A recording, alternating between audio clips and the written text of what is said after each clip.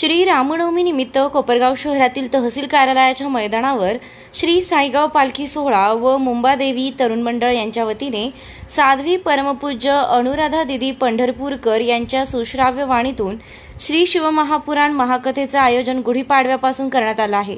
नुकतेच या सोहळ्याचे ध्वजारोहण महंत रमेश गिरीजी महाराज यांच्या हस्ते संपन्न झाले आहे।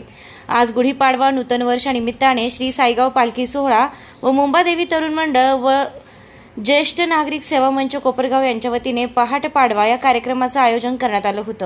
तसेच युवा नेते विवेक कोल्हे व सौ रेणुका कोल्हे यांच्या हस्ते विधिवत कलश व गुढीचे पूजन करण्यात आले।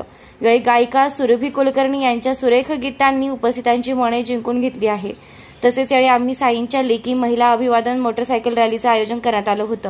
सदर रॅलीत शहरातील विविध क्षेत्रातील महिला व महाविद्यालयीन तरुण या रुबाबदार फेटा घालून पारंपरिक वेशभूषा धारण करून सहभागी झाल्या होत्या।